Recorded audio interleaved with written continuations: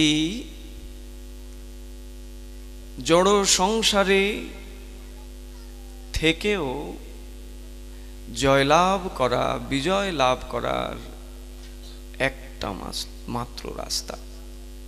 এখন দেখছেন হিন্দু মিডিয়া চ্যানেলটি, সাবস্ক্রাইব করুন।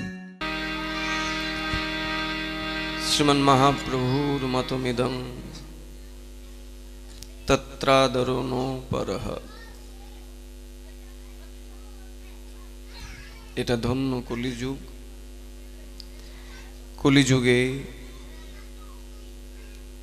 শ্রীমন মহাপ্রভুর মতের বাইরে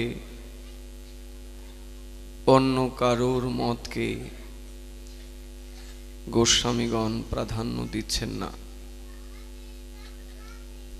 শ্রীমন মহাপ্রভুর মতমিদং তত্রাদরো নো পরঃ।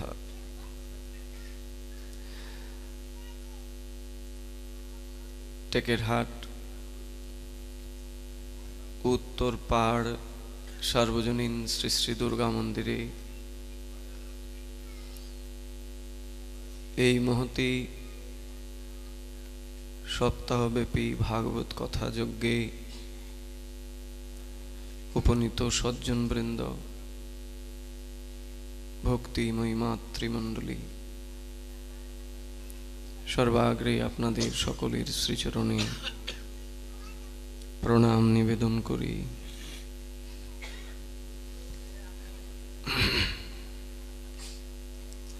আজকের এই শুভ দিনে শ্রী হরিবাসর শ্রীপুত্রদা একাদশী তিথিতে মহৎ সঙ্গে, সাধু সঙ্গে ভগবানের কথা অনুশীলন করবার সৌভাগ্য, এটা বহু জন্মের সুকৃতি থাকলে তবেই সম্ভব। সুকৃতি পূর্ব সঞ্চিত, সাধু সঙ্গ প্রাপ্যতে পুংভি সুকৃতই পূর্ব সঞ্চিত। রাধে রাধে।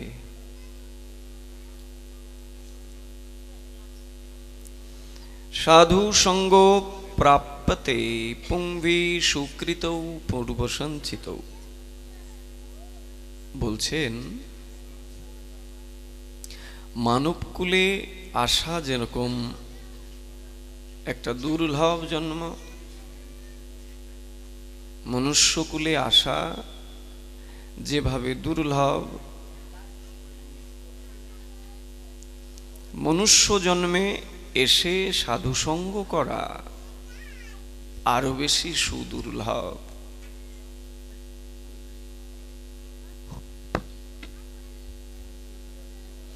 বৈষ্ণব সঙ্গেতে মন আনন্দিত অনুক্ষণ। বলছেন এই মৃত্যুময় সংসারে, এই দুঃখালয়ে আনন্দ সুখ যেখানে নিত্য বিরাজমান থাকে, সেটা হলো সাধু সঙ্গ বা বৈষ্ণব সঙ্গ। ঠাকুর মহাশয় বললেন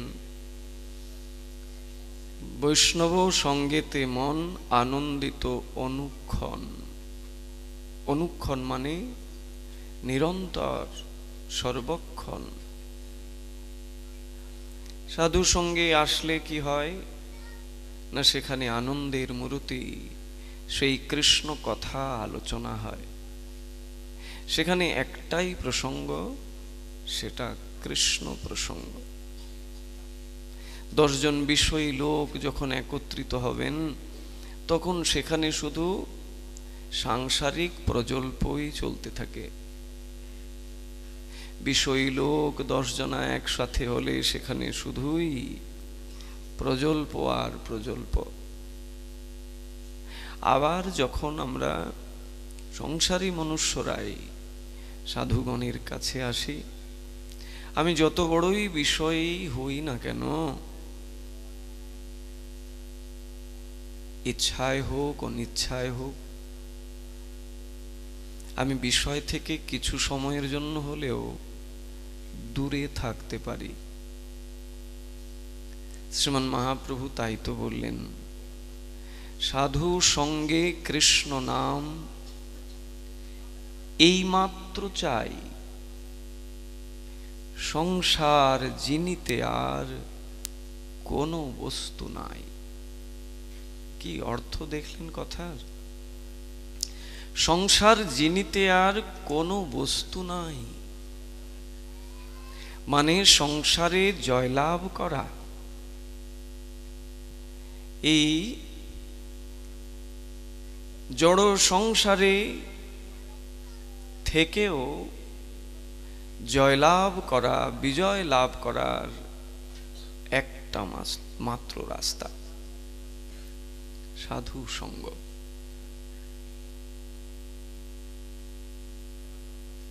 সাধু সঙ্গে কৃষ্ণ নাম এই মাত্র চাই। এই মাত্র অর্থে এখানে গোস্বামীগণ কি বিস্তার করছেন। এই মাত্র বলতে জাস্ট নাও বোঝানো হচ্ছে না, এই মাত্র বলতে এখানে একমাত্র বোঝাচ্ছেন। It is the one and only solution, it is the one and only track that you can change yourself. এই ম্যাটেরিয়ালিস্টিক জগৎ থেকে আধ্যাত্মিক জগতের, সেই অপ্রাকৃত জগতের আনন্দকে উপভোগ করা কেবলই সাধু সঙ্গের দ্বারাই সম্ভব। আমরা যে কথাগুলো শ্রবণ করছি এটা তো ইহজগতের কথা নয়। এই যে কথা আপনারা আজকে পরপর 4 দিন ধরে শ্রবণ করছেন, এটা তো এই প্রাকৃত জগতের কথা নয়, এটা হচ্ছে অপ্রাকৃত জগতের কথা, চিন্ময় জগতের কথা। অপ্রাকৃত বস্তু নহে প্রাকৃত গোচর। সেই অপ্রাকৃত কথা, সেই অপ্রাকৃত বস্তুকে অনুভব করা কোনোভাবেই একার পক্ষে সম্ভব নহে। যদি কেউ অভিমান করেন যে আমার যে জ্ঞান আছে, আমার যে বুদ্ধি আছে, আমার যে পাণ্ডিত্য আছে, this is sufficient for me, more than sufficient, এটা যথেষ্ট, আমার আর কারোর সঙ্গ করতে হবে না, যদি এমনটা কেউ মনে মনে পোষণ করেন, তাহলে এখান থেকে কেবলই অভিমানের সৃষ্টি হবে, অহংকার, দাম্ভিকতা, এটারই সৃষ্টি হবে। প্রেম ভক্তির মহাজন এই বাংলাদেশের পুণ্যভূমিকে যিনি আরো ধন্যাতি ধন্য করলেন,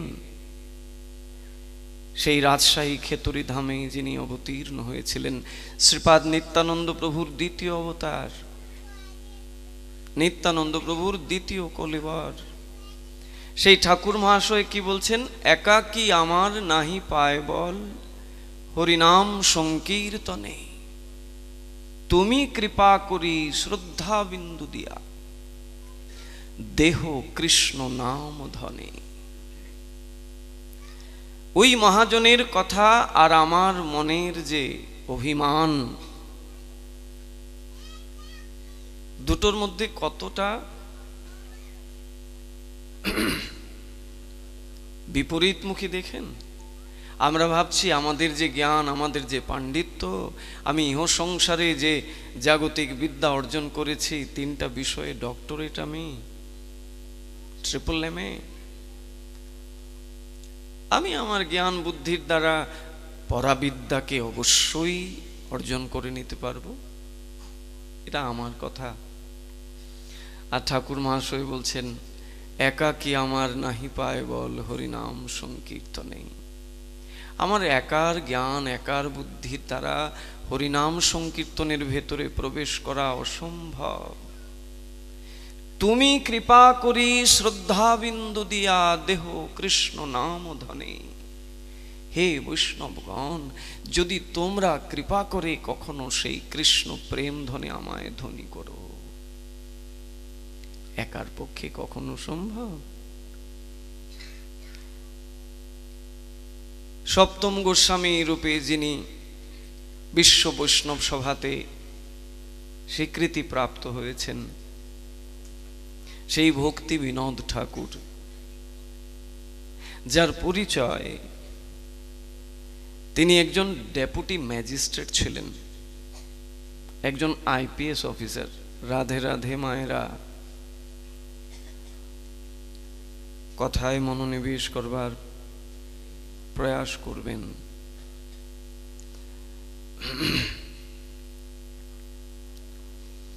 ভক্তি বিনোদ ঠাকুর যিনি একজন আইপিএস অফিসার, তার নাম কেদারনাথ, ব্যারিস্টার কেদারনাথ। সেই ব্যারিস্টার কেদারনাথ এক সময় অনুভব করলেন যে এই বিষময় সংসারে শুধুমাত্র কলমশ আর কলমশই আছে, পরশ্রী কাতরতা, কুটিনাটি। তিনি কি করলেন? পদ পদবী সবকিছু থেকে মুক্ত হয়ে শ্রীধাম বৃন্দাবনে রাধারানীর সেবায় নিযুক্ত হলেন। ব্যারিস্টার কেদারনাথ, এখন ব্রজবাসীরা তার নাম দিয়ে দিলেন ঝাড়ুদার কেদারনাথ। ব্রজে ঝাড়ু দিতেন, রাধাকুণ্ডের তীর পরিষ্কার করতেন, গিরিরাজ গোবর্ধনে যেদিক দিয়ে পরিক্রমা করতেন, লক্ষ লক্ষ ভক্তজনা তাদের পায়ের ভেতরে যাতে কোনোভাবে কাটা বিদ্ধ না হয়, সেই ম্যাজিস্ট্রেট সারা রাস্তা সারা পথ পরিষ্কার করতেন। এক সময় বিশ্ব বৈষ্ণব রাজসভায় তাকে সকলে সপ্তম গোস্বামী রূপে ঘোষণা দিলেন, যার পদ আমরা একদম প্রভাতকালীন সময় থেকে শুরু হয় রাতে ঘুমোতে যাওয়া পর্যন্ত কত পদ, কত গ্রন্থ, গোস্বামীদের গ্রন্থকে কতভাবে তিনি আবার আমাদের কাছে একদম সহজতর করে উপস্থাপন করেছেন। সেই ভক্তি বিনোদ ঠাকুর তিনি এক পর্যায়ে কমেন্ট্রি করছেন, জড়বিদ্যা যত মায়ার বৈভব, জীবকে করে গাধা। বিষয়টা শুনতে কেমন লাগছে? জড়বিদ্যা যত মায়ার বৈভব, জীবকে করে গাধা। যিনি এই কথাটা বললেন তিনি কোনো মূর্খ ব্যক্তি না, তিনি জাগতিক বিদ্যায় কত উচ্চাঙ্গে, কত উচ্চ স্থানে আছেন। কিন্তু তিনি বলছেন জড়বিদ্যা যত মায়ার বৈভব, জীবকে করে গাধা। দ্যাট মিনস হি হিমসেলফ একজন গাধা, কারণ তিনি তো কোনো মূর্খ মানুষ ছিলেন না, একজন আইপিএস অফিসার, কত বড়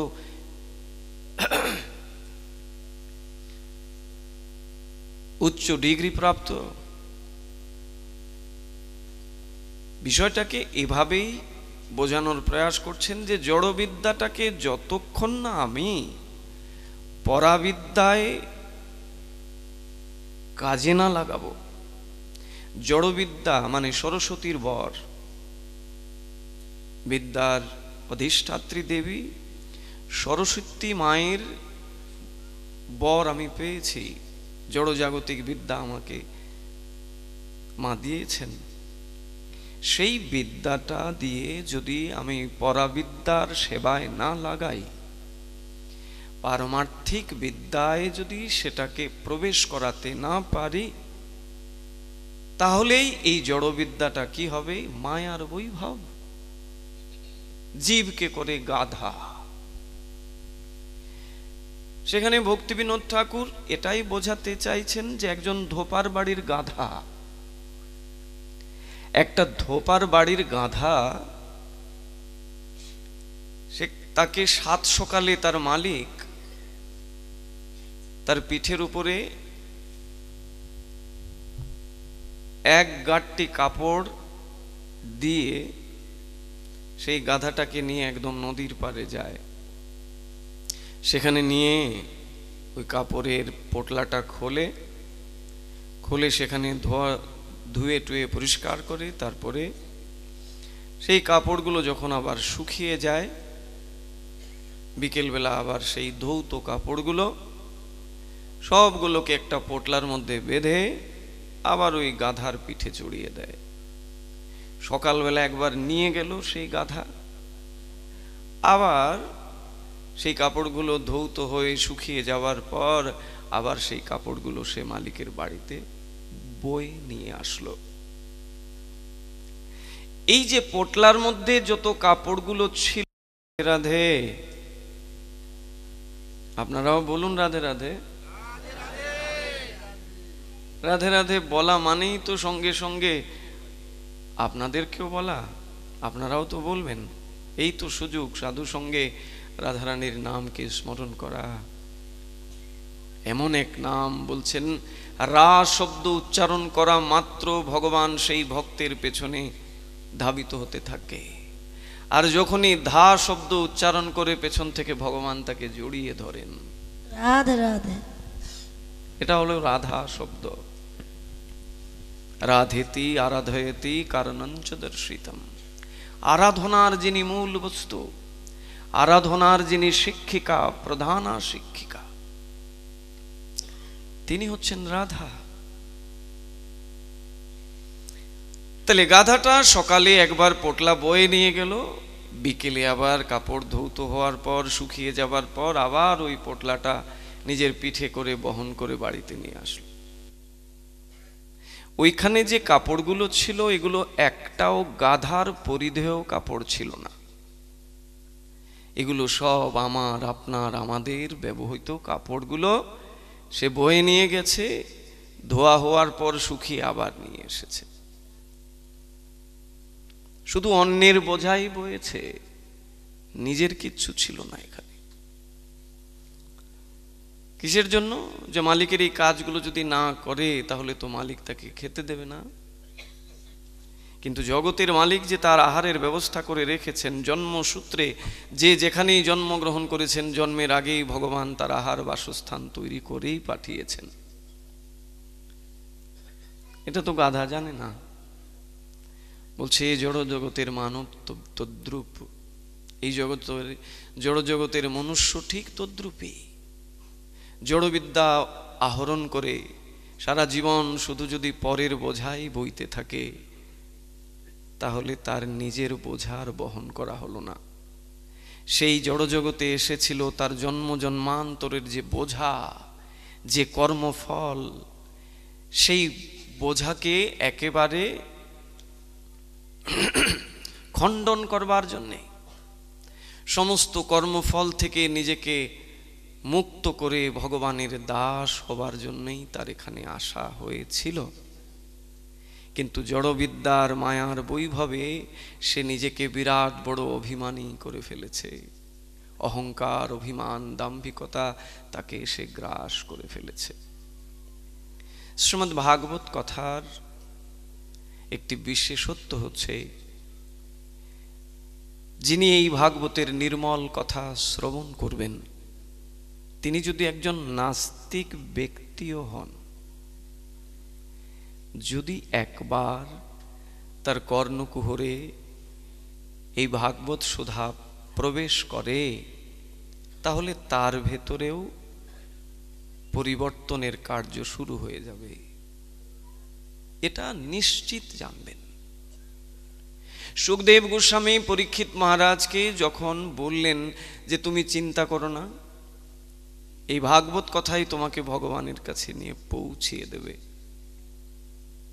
বিশ্বাস ছিল পরীক্ষিত মহারাজের। বিশ্বাসে কোনো রকমের দ্বিধা ছিল না। তথাপিও একবার গুরুদেবকে বলেই ফেললেন যে গুরুদেব, আপনি যে বলছেন এই 7 দিন কথা শ্রবণ করেই আমি ভগবানের কাছে পৌঁছে যাব। আমার কাছে যে সময় একদম কম, 7 দিনে কি আদৌ ভগবানের কাছে পৌঁছে তো পারবো আমি? তখন সুখদেব গোস্বামী পরীক্ষিত মহারাজকে বললেন, রাজা, তাহলে আমি তোমাকে একটা উপাখ্যান বলি, শোনো। তোমার কাছে 7 দিন তো অনেক সময়। শ্রীমদ্ ভাগবতে একটা উপাখ্যান আছে, রাজা খট্টাঙ্গের কাহিনী। সূর্যবংশের এক রাজা ছিলেন, রাজা খট্টাঙ্গ। রাজা খট্টাঙ্গ তিনি দেবতাদের মধ্যে এবং অসুরদের মধ্যে যতবার যুদ্ধ হয়েছে ততবার রাজা খট্টাঙ্গ দেবতাদের পক্ষে যুদ্ধ করেছেন এবং অসুরদেরকে বারংবার তিনি নিধন করেছেন। জানো পরীক্ষিত, এক সময়ে দেবরাজ ইন্দ্র তিনি নিজে আসলেন রাজা খট্টাঙ্গের কাছে। এসে বললেন, রাজা, তুমি আমাদেরকে বারবার অসুরদের হাত থেকে বাঁচিয়েছ, আমরা তোমার কাছে ঋণী। তাই বন্ধু, আমার খুব ইচ্ছা তোমায় কিছু দিতে চাই। হে বন্ধু রাজা খট্টাঙ্গ, বলো দেখি তোমার মনের কি অভিলাষ। রাজা খট্টাঙ্গ জানতেন যে তার আয়ু খুব কম, তিনি পৃথিবীতে বেশি দিন বেঁচে নেই, কিন্তু কতটুকু আয়ু অবশিষ্ট আছে সেটা পুরোপুরি তিনি জানতেন না। তাই রাজা খট্টাঙ্গ দেবরাজ ইন্দ্রকে বললেন, আচ্ছা বন্ধু, তোমার যদি আমাকে কিছু দিতেই মন চায়, আচ্ছা আমার আয়ু আর কতটুকু আছে একটু বলতে পারো? আমার আয়ু আর কতটা অবশেষ আছে বলতে পারো? দেবরাজ ইন্দ্র ধ্যানে বসে দেখলেন, দেখে খট্টাঙ্গকে বলছেন, রাজা, বড় দুঃখের কথা, না বললেও হয় না। তোমার আয়ু মাত্র 2 মুহূর্ত কাল আছে অবশেষ, মাত্র 2 মুহূর্ত কাল আছে, এরপরেই তুমি মারা যাবে। 2 মুহূর্ত মানে 1 মুহূর্ত সমান 48 মিনিট, 96 মিনিট মাত্র তার আয়ু। দেবরাজ ইন্দ্র রাজা খট্টাঙ্গকে বললেন, রাজা, তোমার আয়ু কেবল 2 মুহূর্ত কাল, তবে তুমি মন খারাপ করো না। আমরা সব দেবতারা গিয়ে বৈকুণ্ঠে ভগবান বিষ্ণুর কাছে তোমার আয়ু বাড়ানোর জন্য প্রার্থনা করব। আর আমরা দেবতারা যখন ভগবান বিষ্ণুর কাছে গিয়ে প্রার্থনা করব, অবশ্যই বিষ্ণু তোমার আয়ু বাড়িয়ে দেবেন। অতএব তুমি কোনো চিন্তা করো না। রাজা খট্টাঙ্গ এই কথা শুনে বিন্দুমাত্র আনন্দিত হলেন না। আয়ু বাড়িয়ে দেবেন, এটা শুনলে আমাদের কত আনন্দ হয়,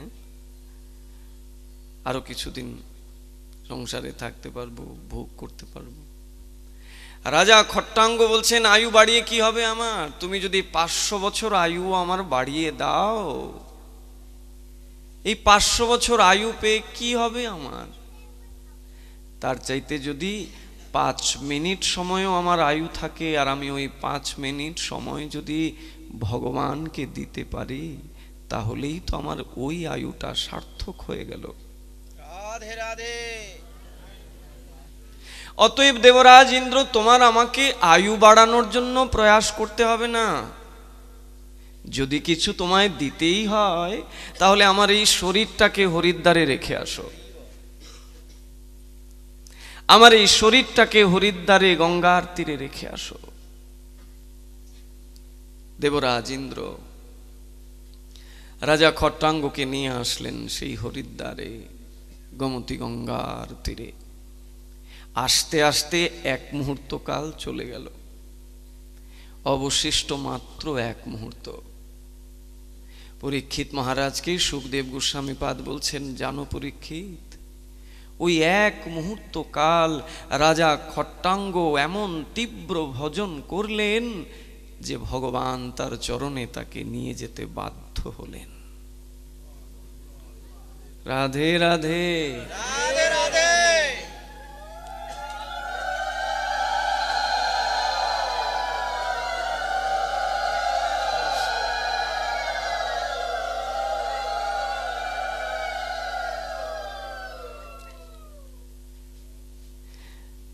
বলছেন তোমার কাছে তো 7 দিন সময় আছে, তার কাছে ছিল মাত্র 2 মুহূর্ত সময়,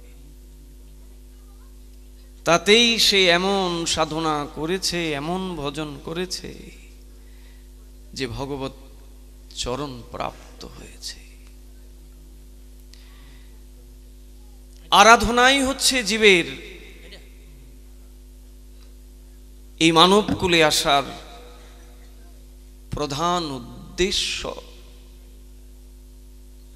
আমরা তো আরাধনা করবই করব। দেখুন, আরাধনা ছাড়া কেউ কিছু পেতে পারেন কখনো? কোনোভাবেই নয়। যারা বড় বড় অসুরদেরকে আমরা দেখেছি, কংসই বলেন, রাবণী বলেন, হিরণ্যাক্ষ হিরণ্যকশিপু বলেন, তারা কিন্তু তীব্র ভজন করতেন। তারাও যে এত শক্তি সঞ্চয় করেছিলেন এমনি এমনি না। প্রহ্লাদের পিতা হিরণ্যকশিপু এমন ভাবে ভজন করলেন, এমন ভাবে আরাধনা করলেন, 1 আঙ্গুলের উপরে দাঁড়িয়ে তার সারা শরীর উই পোকার ঢিপি হয়ে গেল তার সারা শরীর। আহার নিদ্রা পরিত্যাগ করে এমন ভাবে ব্রহ্মার তপস্যা শুরু করলেন যে শরীরে এক সময় মৃত্তিকা হয়ে গেল। এই চামড়ার উপরে এক পরত মাটি বসে গেল, এর মধ্যে ছোট ছোট তৃণ গুল্ম লতা বাসা বাঁধল। এখানেই উই পোকা এসে বাসা বেঁধে নিলেন। এক উই পোকার ঢিপির ভেতরে বসে হিরণ্যকশিপু সাধনা করছে, কিন্তু সাধনার উদ্দেশ্যটা বিপরীতমুখী। সাধনার উদ্দেশ্যটা ছিল অন্যরকম।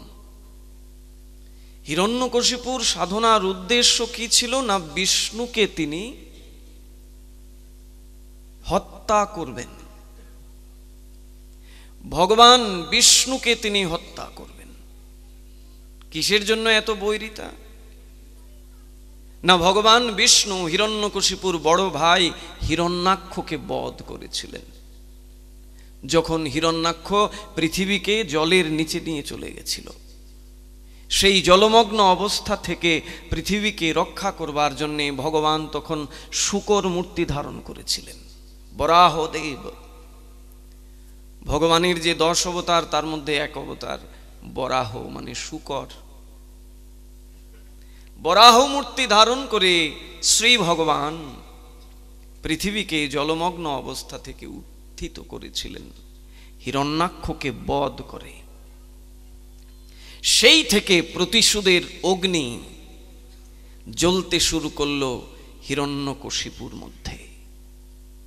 তিনি বিষ্ণুর রক্ত দিয়ে তার ভাইয়ের হিংসার প্রতিশোধ নেবেন।